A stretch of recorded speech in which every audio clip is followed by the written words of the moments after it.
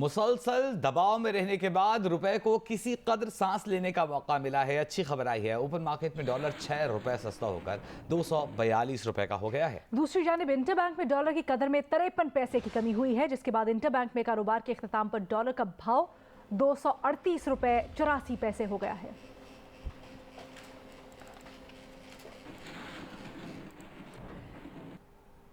वजीर खजाना मिफ्ता इस्माइल कहते हैं कि पाकिस्तान मुश्किलात से निकल गया है, डिफॉल्ट का कोई खतरा नहीं। आलमी जरीदे ब्लूमबर्ग को इंटरव्यू में मिफ्ता इस्माइल ने कहा कि सख्त इकदामात से दरामदात में कमी आई है, कीमतों में इजाफे से तलब कम हुई। पाकिस्तान तमाम बैरूनी अदायगियाँ वक्त पर करेगा।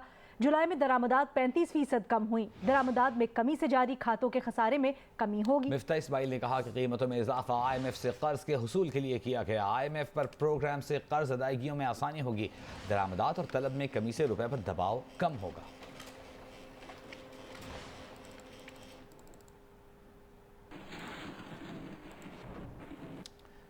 और बात करेंगे बलूचिस्तान, जिसे सैलाब ने बहुत शदीद मुतासिर किया है। वज़ीर आज़म दूसरी बार बलूचिस्तान के दौरे पर पहुंचे हैं। सैलाब से मुतासिर इलाकों का दौरा किया है। इस मौके पर मुतासिरीन से गुफ्तगू में वज़ीर आज़म का कहना था, आपका खादिम हूँ, जब तक आप लोग अपने घरों में आबाद नहीं हो जाते सुकून से नहीं बैठेंगे। वज़ीर आज़म ने क्या कहा, मुलाहिज़ा कीजिए।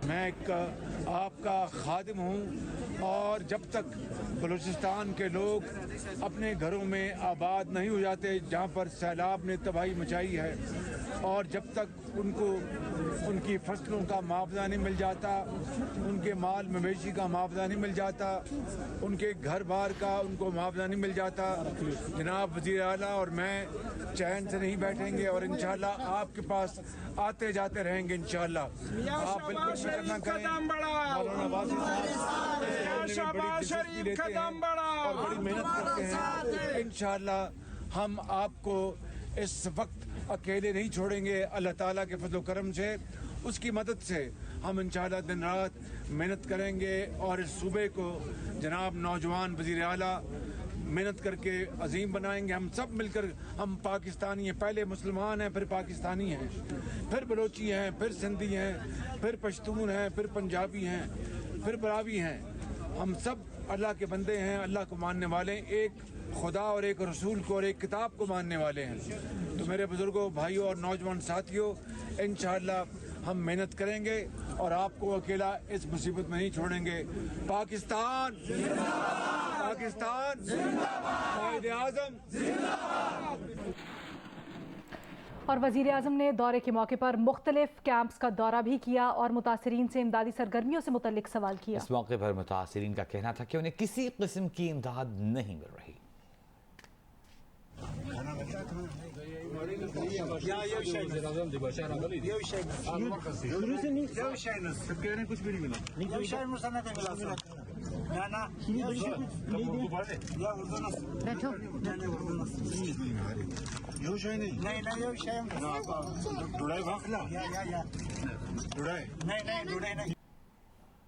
सैलाब के बाद जाफराबाद और झलमगसी में पीने का साफ पानी दस्तयाब न होने की वजह से सैलाब मुतासिरीन मुश्किलात का शिकार हैं।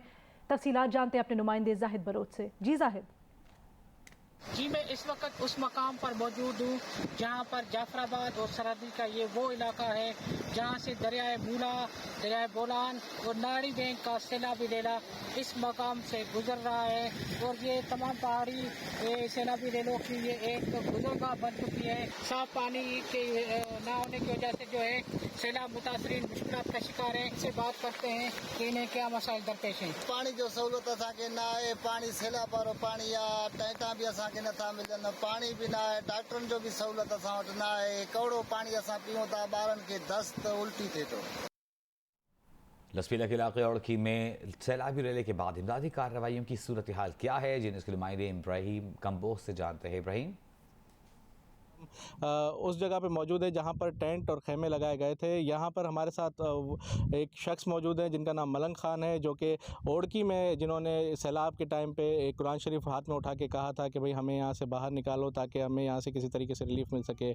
हम यहाँ पर पहुँचे हैं बेला में, और बेला में जो है वो रिलीफ कैंप के बाहर मलंग खान मौजूद हैं। उनसे पूछते हैं कि अब उनके साथ क्या मसले मसाइल हैं, वो यहाँ पर बताएँगे। हमारे टाट टमाट ये खाने पीने और ये इसका ज़रूरत है। भाई, और कुछ सहूलत मौजूद नहीं है। खुजदार के इलाके फिरोजाबाद के मकाम पर सैलाबी रेलों से बेघर मकीनों ने अपनी बाकी मानदा जमा पूंजी के साथ पहाड़ों पर आर्जी पनागाहें बना ली हैं। तफसीलात जानते हैं अपने नुमाइंदे अयूब बलोच से। जी, इस वक्त मैं मौजूद हूँ खुजदार का इलाका है फिरोज़ाबाद। ये पहाड़ के पास जो आपको आर्जी घर नज़र आ रहे हैं, ये कोई खाना बदोश नहीं है। इनके घर थे, इनकी अच्छी खासी रहन सहन थी और ये लोग भी खुशहाल लोग थे।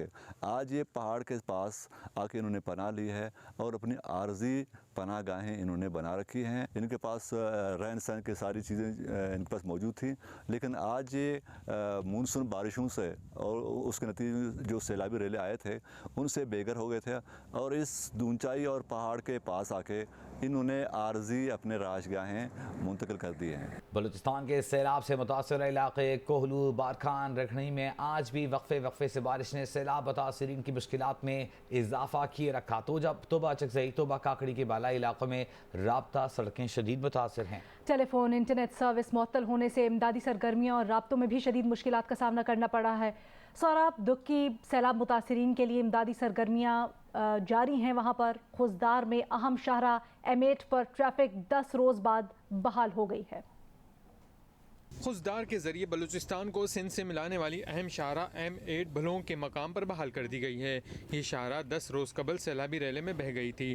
खुजदार और मुल्हिका इलाकों में बारिश थम गई है, जबकि बारिश थमने के बाद इमदादी सामान की तकसीम भी जारी है।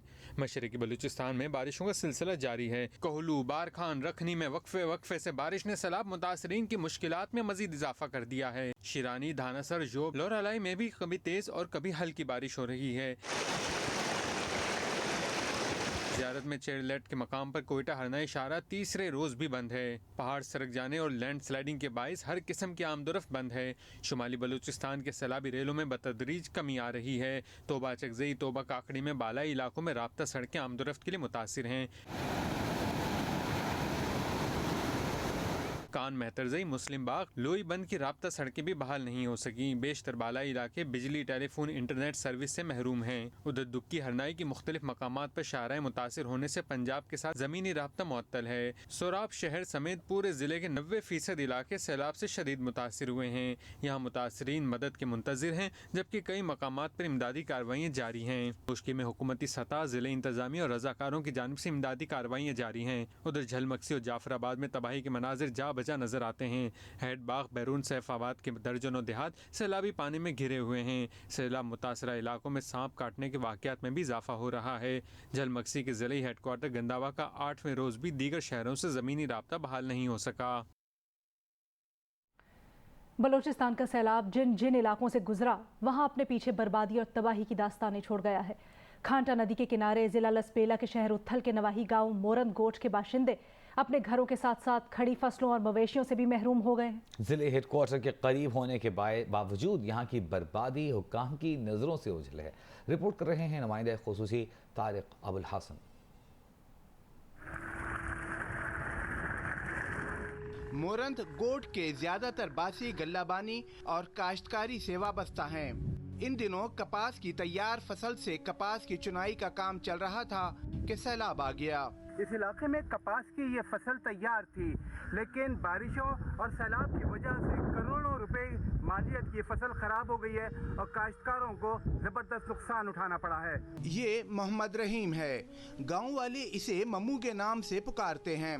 गरीब लेकिन सबके काम आने वाला फर्द। मोहम्मद रहीम अपने घर की दहलीज पर उदास बैठा शायद ये सोच रहा है कि जो घर तिनके जोड़कर बनाया था, क्या अब वो इसे कभी दोबारा तामीर कर सकेगा? अचानक पानी आ गया, बस ये घर हमारा गिर गया, पानी आ गया, बच्चों निकाला, क्या करे, सारे पानी ने लेके आया, दूसरे जगह से दरख्त भी लेके आया, वो भी फेंका इधर, अभी बस फंस गया, चपड़ बपड़ ये अंदर पड़ा है। दिखाओ अंदर क्या है, अंदर दिखाओ, आओ देखो ये हालत है, कुछ कोई चपड़ पानी लेके गया था, अभी हम क्या करें। मोहम्मद रहीम के कच्चे घर के सामने ही रहीम बख्श का 2 कमरों का पक्का घर है। सैलाब ने इसका घर भी नहीं छोड़ा। दीवारों में ऐसी गहरी दरारें पड़ी हैं कि कमरों में जाने से भी खौफ आता है कि छत सर पर ही न गिर पड़े। कोई रह नहीं सकता। हम लोगों को खौफ होता है, डर रहे हैं हम लोग। यहाँ कोई गार्डर सर में लग गया, यहाँ कोई छत पूरा ऊपर आ गया, अभी तो ये अलग हो गए, अभी तो ये भी फट गया। बच्चे तो ऐसे ही चले गए। कहाँ ले गए अपने बच्चे, बीवी बच्चे? ये वहीं पे ज़मीन पे बैठे हुए हैं, जंगल में पड़े हुए हैं। अभी कुछ भी नहीं है, उनको कोई सहारा भी नहीं, ना कोई मतलब है राशन पहुंचा हुआ है, ना कोई मतलब है अभी प्यास में मर रहे हैं। कोई भी हम लोगों के लिए इंतजामिया ने कुछ भी नहीं किया है। क्या कच्चा और क्या पक्का? सैलाब की तबाहकारियों से मोरंद गोट का कोई घर नहीं बचा। कई घर जमीन बोस हो गए और जो घर गिरे नहीं, सैलाबी पानी सुरंग बनाकर इनकी बुनियादें ही बहा ले गया। तबाहकुन सैलाब ने इन लोगों के घरों ही को बर्बाद नहीं किया, बल्कि रोजगार से भी महरूम कर दिया है। आने वाले कई साल मोरंद गोट के बासियों के लिए बहुत सख्त होंगे। आसान नहीं कि ये लोग किसी इमदाद के बगैर दोबारा अपने घरों की तामीर कर सकें। कैमरामैन ज़ुबैरुद्दीन के साथ तारिक अबुल हसन, जियो न्यूज़, लसबेला, बलूचिस्तान। चेयरमैन पीटीआई इमरान खान कहते हैं कि हुकूमत की साख इतनी गिर चुकी है कि आर्मी चीफ को IMF से कर्ज के लिए फ़ोन करना पड़ रहा है। आज मुल्क में जो कुछ हो रहा है, इसके वो लोग भी जिम्मेदार हैं जो साजिश को रोक सकते थे। तहरीक इंसाफ की नेशनल काउंसिल इजलास से खिताब में इमरान खान ने वज़ीर आज़म शहबाज शरीफ को भी निशाने पर लिया और कहा कि कई लोग समझते थे कि शहबाज शरीफ से बड़ा ज़हीन कोई नहीं। खुशी होती है कि अल्लाह ने अवाम को इनकी असलियत दिखा दी। आज अब आर्मी चीफ कॉल कर रहे हैं अमेरिकनों को कि वो शर्मन को कि जनाब हमें IMF से सिफारिश करके हमें वो पैसे दिलवा दें। गवर्नमेंट की क्रेडिबिलिटी इतनी नीचे चली गई है कि उनको आर्मी चीफ को कहना पड़ रहा है कि जी उनको टेलीफोन करें। मुझे खुशी ये हुई कि यहाँ कई ऐसे लोग थे, वो इश्तिहार देख के समझते थे कि इससे बड़ा जीनियस आया ही नहीं है कभी पाकिस्तान में। अब वो मैं सोचता हूँ कि जो हालात किए हैं, अल्लाह वो सच वाला खुदा, उसने ज़्यादा देर नहीं इसकी असलियत बता दी पब्लिक को कि असल में असलियत क्या है। असलियत ये है इनकी कि ना इन्होंने आज तक कभी इस मुल्क की इकॉनमी को उठाया है, ना इन्होंने इस मुल्क के अंदर कभी भी कोई इस्लाहात किए हैं, ना इन्होंने कभी मुल्क के फ्यूचर का सोचा। क्या ज़रूरत पड़ी थी उन लोगों को जो देख रहे थे ये साजिश हो रही है और उन्होंने फैसला किया कि जी हम कुछ नहीं करेंगे। आज वो भी जिम्मेदार हैं ये जो हो रहा है मुल्क के साथ। इस्लामाबाद में पीटीआई की नेशनल काउंसिल का इजलास आज हुआ। इमरान खान काउंसिल के इजलास में पहुंचे तो सहाफ़ियों की तरफ से पूछा गया, क्या आरिफ नकवी उनके बिजनेस पार्टनर थे? इमरान खान ने पहले तो खामोशी इख्तियार की रखी, फिर इमरान खान ने कहा किसी सवाल का जवाब नहीं दूंगा। इमरान खान की सिक्योरिटी ने सहाफ़ियों को धक्के भी दिए। इससे पहले इमरान खान आरिफ नकवी की तारीफ़ें करते रहे हैं। एक इंटरव्यू में इमरान खान ने आरिफ नकवी से मुतल्लिक कहा था कि वो ज़बरदस्त आदमी हैं और आरिफ नकवी उनको पार्टी फंड्स भी देते रहे हैं। कुछ दिन पहले ही बरतानवी अखबार फाइनेंशियल टाइम्स ने आरिफ नकवी की तरफ से पीटीआई को दिए जाने वाले फंड से मुतल्लिक खबर दी थी। पीटीआई को बैरून मुल्क से लाखों डॉलर्स की फंडिंग की गई थी, जिस पर इलेक्शन कमीशन में रेफरेंस फाइल किया गया था, जिसका फैसला महफूज हो चुका है। हुकूमती इत्तेहाद की तरफ से इस फैसले को जल्द सुनाए जाने का मुतालबा भी किया जा रहा है। नवाज शरीफ से इजाजत लेके खान साहब, आरिफ नकवी आपका बिजनेस पार्टनर है क्या? एक मिनट साइड पे। ऐसी इजाजत पहले भी नहीं जाती। खान साहब धक्के क्यों दे रहे हैं? खान साहब धक्के देने वाले गार्ड क्यों रखे हैं? अगर सवाल का जवाब नहीं देना, खान साहब धक्के क्यों दे रहे हैं? ये सर आप इसका आपके चहेते एंकर बुला लें सर, फिर जवाब देंगे सर अपने फेवरेट जर्नलिस्ट को सिर्फ।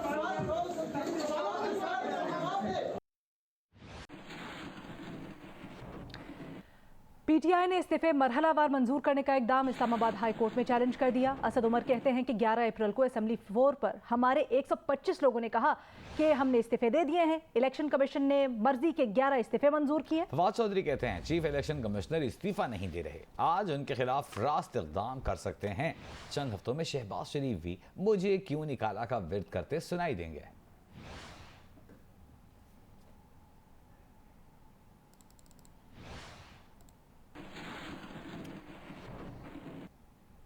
ऑपोजिशन लीडर राजा रियाज ने कहा है कि इलेक्शन कमीशन ने पीटीआई के 11 मेंबरान को डी नोटिफाई किया।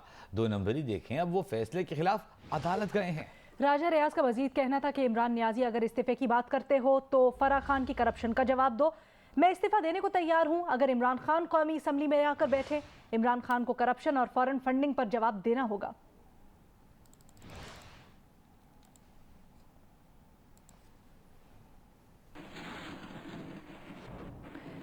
विफाकी वजीर कानून आजम नज़ीर तारर कहते हैं कि पीटीआई वालों ने कैसे इस्तीफा दिए हैं कि मेंबरान तनख्वाह भी ले रहे हैं, लॉजेस भी नहीं छोड़ रहे। पीटीआई दौर के वज़रा ने अभी तक मिनिस्टर एनक्लेव में घर नहीं छोड़े। अगर आपके मेंबरान ने इस्तीफे दे दिए हैं तो तनख्वाह ना लें, इस्तीफे दे दिए हैं तो सरकारी गाड़ी वापस करें, लॉजेस छोड़ें। आपके लोगों ने इस्तीफे दिए हैं, वो काहे के इस्तीफे मंजूर हुए हैं? ना पार्लियामेंट लॉजेस छोड़ रहे हैं, ना तनख्वाहें छोड़ रहे हैं, मिनिस्टर कॉलोनी के घर नहीं छोड़ रहे, गाड़ियां वापस नहीं की हुई कई लोगों ने, कि उधर से खा भी रहे हैं, उधर से कह रहे हैं कि जी हम तो बाइज्जत चले गए हैं। वो देखें जाके, आज मेरे साथ चले, अगर लॉजेस में उनके कब्जे बरकरार ना हो, इवन मैं फ्लोर ऑफ द हाउस पे कह रहा हूँ कि इनके जो बहुत मुअक्कर, बहुत भारी भरकम वज़रा में से कुछ लोगों ने अभी तक मिनिस्टर कॉलोनी का कब्जा भी नहीं छोड़ा हुआ, जो कि 15 दिन में छोड़ना था। 124 बंदों को स्पीकर नेशनल असम्बली ने नोटिस दिए हुए हैं कि आके आप बताएं, वहाँ तो जाते नहीं हैं। 40 रोज़ से ज़ायद की गैर हाजिरी है असम्बली से। तो ये बातें सर इस तरह इतनी आसान नहीं है। इसके साथ साथ वज़ीर कानून आज़म नज़ीर तारर ने यह भी कहा कि चीफ इलेक्शन कमिश्नर पीटीआई के मुकर्रर करदा हैं। गैर मुल्की फंड केस की वजह से इलेक्शन कमीशन पर चढ़ाई मुनासिब नहीं। मजीद कहा, आपकी मर्जी के फैसले नहीं आते तो ऐसे चढ़ाई तो मत करें। इलेक्शन कमीशन पर पहले भी आपने चढ़ाई की और फिर तहरीरी माफी मांगी। आपके मुकर्रर करदा हैं चीफ इलेक्शन कमिश्नर, अगर ये बात गलत है तो आप इसका जवाब दें।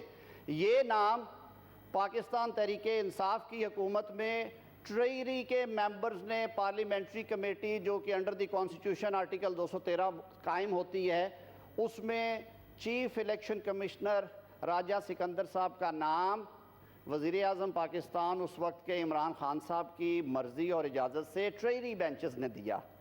अब अगर वो ममनुआ फंडिंग में फ़ैसले की तारीख 7 साल बाद फिक्स कर ही बैठे हैं तो ये चढ़ाइयाँ शुरू हो गई हैं। खुदा के लिए आपके इदारे हैं, आपकी मर्ज़ी के फ़ैसले नहीं आते, तनकीद ज़रूर करें लेकिन तबाहकारियाँ ना करें।